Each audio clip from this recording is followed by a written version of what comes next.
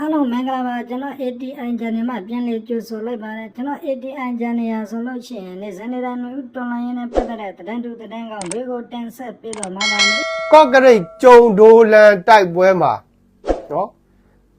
အကြမ်းဖက်စစ်ကောင်စီတပ်သား30ထက်မနည်းသေဆုံးတယ်တပ်ရေးမှုနဲ့ဒုတပ်ရေးမှုကအပြင်းထန်ကိုဒဏ်ရာရတယ်ဒါကော့ကရိတ်ကျုံဒိုလန်တိုက်ပွဲမှာအကြမ်းဖက်စစ်သား30ထက်မနည်းသေဆုံးတယ်တပ်ရေးမှုဒုတပ်ရေးမှုကအပြင်းထန်ဒဏ်ရာရတယ်လက်နက်ခဲယမ်းမိကြောက်တွေလည်းသိသိရရှိခဲ့တယ်နောက်ပဲခူးတိုင်းတောင်ငူမြို့နယ်တောင်ငူလိတ်တူလမ်းပိုင်းမှာအကြမ်းဖက်စစ်ကောင်စီနော်603တပ်ရင်းမှာရိတ်ခါပို့ပြီးပြန်လာတဲ့ရင်နှန်းကို PDF တွေကတိုက်ခိုက်တာအကြမ်းဖက်စစ်သား9ယောက်သေဆုံးသွားတယ်နော်နောက်စကိုင်းတိုင်းကျင်းမာပင်မြို့နယ်မှာရှိတဲ့ပသိမ်မုံရွာလမ်းပေါ်ကအကြမ်းဖက်စစ်ကောင်စီရဲ့ရင်နှန်းကို PDF တွေကမိုင်းဆိုင်တိုက်ခိုက်တာအကြမ်းဖက်စစ်သား4ယောက်သေဆုံးသွားတယ်စကိုင်းတိုင်းအရာတော်မြို့နယ်မှာရှိတဲ့ငွေတွင်းပြူစောတိစခန်းကိုတဲ့နော်ငွေတွင်းပြူစောတိစခန်းကို PDF တွေကတိုက်ခိုက်တာပြူစောတိ2ယောက်သေဆုံးတယ်ပေါ့ဗျာနောက်မန္တလေးတိုင်းမြင်းခြံခရိုင်မြင်းခြံမြို့နယ်နော်တလုတ်ရွာနဲ့အနိတ်ကျေးရွာကြားက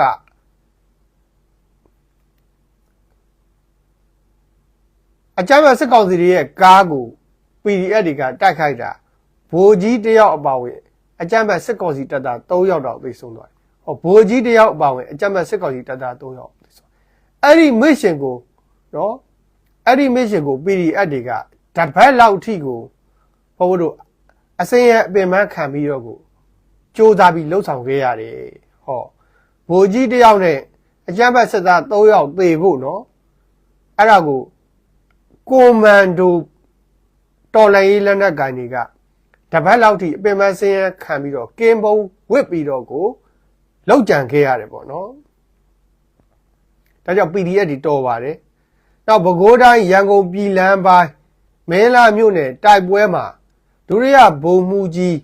ဇော်မျိုးဝင်းဗိုလ်မှူးဖြိုးမင်းဦးနဲ့ဒုရဲမှူးစိုးခိုင်တို့သေဆုံးခဲ့တယ်နော်ဒါပဲခူးတိုင်းရန်ကုန်ပြည်လမ်းမင်းလာမြို့နယ်တိုက်ပွဲမှာဒုတိယဗိုလ်မှူးကြီးဇော်မျိုးဝင်းဗိုလ်မှူးဖြိုးမင်းဦးနဲ့ဒုရဲမှူးကြီးစိုးခိုင်တိတ်ဆုံးသွားတယ်ပေါ့ဗျာနောက်မန္တလေးတိုင်းတောင်သာမြို့နယ်မှာပြူစောတိအချင်းချင်းနှိပ်စက်တပ်ဖြတ်တာပြူစောတိတယောက်တိတ်ဆုံးသွားတယ်အဲ့ဒီပြူစောတိအလောင်းနဲ့တနက်တလက်ကို PDF တွေကတိတ်ပိုက်နိုင်ခဲ့တယ်မိုက်တယ်နော်တတ်တာကပြူစောတိအချင်းချင်းတတ်တာPDF တွေကအလောင်းနဲ့တနက်တလက်ကိုတင်စီရရှိခဲ့တယ်ပေါ့နော်။နောက်အေယာဝတီတိုင်းအင်ကပူမြို့နယ်စီပင်ကျေးရွာအုပ်ချုပ်ရေးမှူး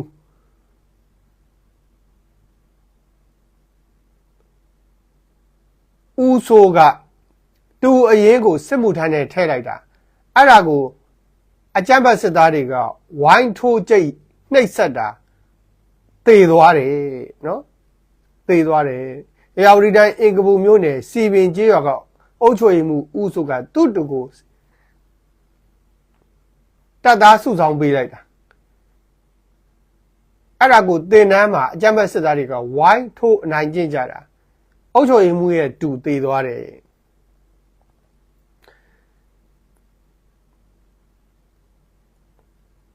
နော်ရှမ်းပြည်နယ်မိုင်းတုံမှာနော်အထွေထွေအုပ်ချုပ်ရေးမှူးကစစ်မှုထမ်းနေမရှိလို့ရှိရင်မိဘတွေကိုတရားစွဲမယ်ဆိုပြီးတော့ချင်းကြောက်တယ်။ဟောစစ်မှုထမ်းနေမရှိရင်မိဘတွေကိုတရားစွဲမယ်ဆိုပြီးချင်းကြောက်တယ်။ဒါမိုင်းတုံမြို့နယ်ကအထွေထွေအုပ်ချုပ်ရေးမှူးပေါ့နော်။မင်းတို့ထွက်ပြေးမင်းတို့မိဘတွေကိုတရားစွဲမယ်မင်းတို့မိဘတွေကိုထောင်ထဲထည့်ပြီးတော့ဖမ်းမယ်ပေါ့ဗျာနော်။အုပ်ချုပ်ရေးမှူးတွေအုပ်ချုပ်ရေးမှူးဘဘခဏခဏပြောပါတယ်စစ်ကောင်စီရဲ့အဓိကတောက်တိုင်ကအုပ်ချုပ်ရေးမှူးတွေအုပ်ချုပ်ရေးမှူးတွေမရှိရင်စစ်ကောင်စီဘာမှလုပ်လို့မရဘူးစစ်ကောင်စီရဲ့အဓိကတောက်တိုင်အုပ်ချုပ်ရေးမှူးတွေနောက်တစ်ခုကဝမ်းသာစရာသတင်းကထီးလင်းအချုပ်ထောင်ဖောက်ပြီးတော့နိုင်ငံရေးအကျဉ်းသား12ယောက်ထွက်ပြေးတာလွတ်မြောက်သွားတယ်ဒါတော်တော်ဝမ်းသာစရာကောင်းတဲ့သတင်းပဲနော်ထီးလင်းဆိုတာမကွေးတိုင်းဂန့်ဂေါခရိုင်ထီးလင်းမြို့နယ်အဲ့ဒီရဲစခန်းမှာ နိုင်ငံရေးအကျဉ်းသား12ယောက်နော်အချုပ်ဖောက်ပြီးတော့ထွက်ပြေးတာလွတ်မြောက်သွားတယ်ဗျာဒါတော်တော်ဝမ်းသာစရာကောင်းတယ်ပေါ့နောက်အေယာဝတီတိုင်းကြံကင်းမြို့နယ်စီမံအုပ်ချုပ်ရေးအဖွဲ့ဝင်ဗိုလ်မှူးတောင်းထုတ်လွင်ကပြည်သူများကိုရိုက်နှက်ဖမ်းဆီးငွေညှစ်နော်ရိုက်နှက်ဖမ်းဆီးငွေညှစ်တယ်မြို့နယ်စီမံအုပ်ချုပ်ရေးအဖွဲ့ဝင်ဗိုလ်မှူးတောင်းထုတ်လွင်မြို့နယ်စီမံအုပ်ချုပ်ရေးအဖွဲ့ဝင်ဗိုလ်မှူးတောင်းထုတ်လွင်ကပြည်သူတွေကိုရိုက်နှက်တယ်ဖမ်းဆီးတယ်ငွေညှစ်တယ်နော်ဒါကြံကင်းမြို့နယ်မှာပေါ့နော်ကြံကင်းမြို့နယ်မှာပြည်သူတွေကိုရိုက်နှက်တယ်ဖမ်းဆီးတယ်ငွေညှစ်တယ်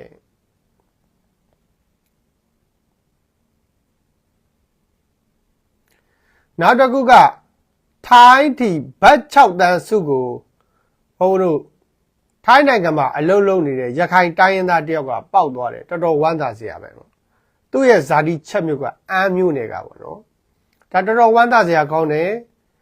ထိုင်းနိုင်ငံမှာဘတ်6တန်းစုထီကြီးကိုရခိုင်တိုင်းရင်းသားမြန်မာတယောက်ဒါပေါက်သွားတာဒါတော်တော်ဝမ်းသာစရာကောင်းတယ်ပေါ့နော်နောက်တစ်ခုကအခုအစ္စရေးအီရန်စစ်ပွဲပေါ့နော်အစ္စရေးနဲ့အီရန်အပြတ်ပြန်လှန်အခုပြစ်ခတ်လိုက်တာတစ်ပတ်ရှိသွားပြီအစ္စရေးနဲ့အီရန်အပြတ်ပြန်လှန်ပြစ်ခတ်ခိုင်းတာတစ်ပတ်ရှိတယ်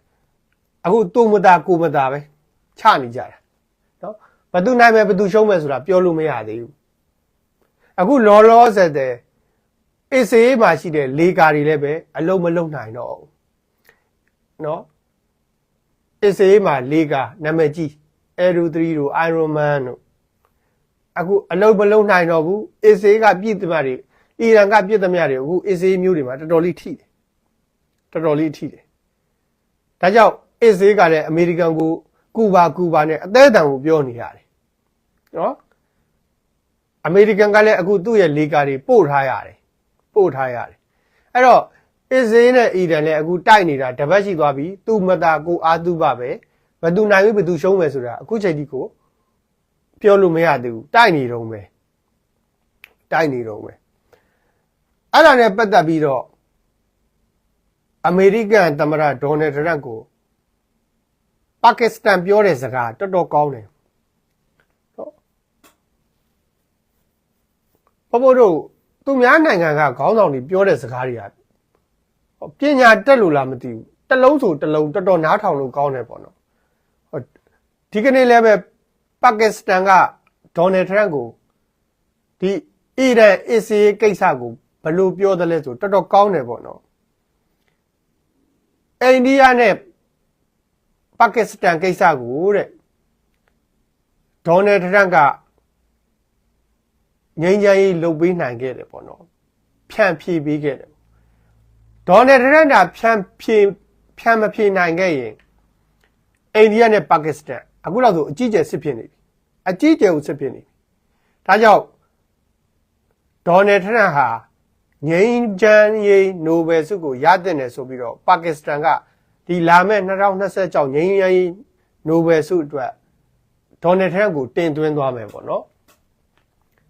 ဟုတ်တယ်ဗျာဒေါ်နယ်ထရန့်ကတကယ်စဉ်းစားကြည့်အိန္ဒိယနဲ့ပါကစ္စတန်ကိစ္စမှာငြိမ်းချမ်းရေးနိုဘယ်ဆုတော်ရတဲ့နာဒေါ်နယ်ထရန့်တာဝင်မပါခဲ့အိန္ဒိယနဲ့ပါကစ္စတန်ပြဖြစ်နေလောက်ပြီးစော်နေကြပြီတယောက်နဲ့တယောက်အဲ့တော့သူတို့ငြိမ်းချမ်းသွားအောင်သူတို့စစ်ပွဲကြီးရက်သွားအောင်အဓိကလုပ်ခဲ့တာဒေါ်နယ်ထရန့်ဗျအဲ့တော့လာမယ့်2026မှာဒေါ်နယ်ထရန့်ဟာနိုဘယ်ဆုကိုရတဲ့တယ်ပေါ့နော်ဒါပါကစ္စတန်ကပြောတာပါကစ္စတန်စကားတော်တော်တက်တယ်နော်သူပြောတဲ့စကားတော်တော်ကောင်းတယ်အဲကြောင့်ဒေါ်နယ်ထရန့်ဟာတဲ့လာမယ့်2026မှာငြိမ်းချမ်းရေးနိုဘယ်ဆုကိုရတဲ့တယ်ရအောင်လည်းပဲပါကစ္စတန်ကအဆိုပြုသွားမယ်ပေါ့နော်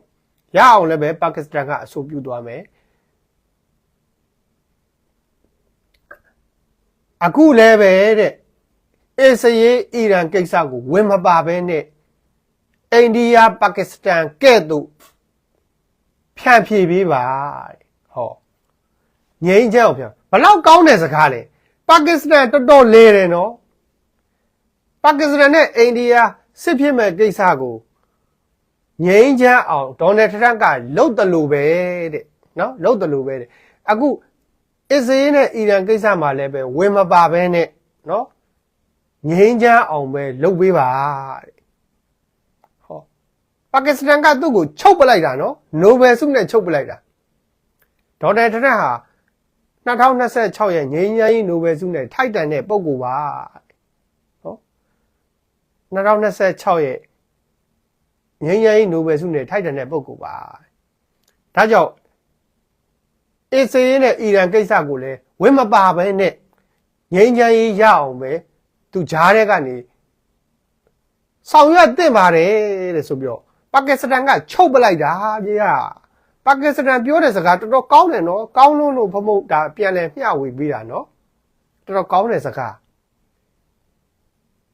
ဘယ်ဘက်ကမှမပါဘဲနဲ့နော်ဘယ်ဘက်ကမှမပါဘဲနဲ့ငြိမ်းချမ်းရေးရအောင်ပဲ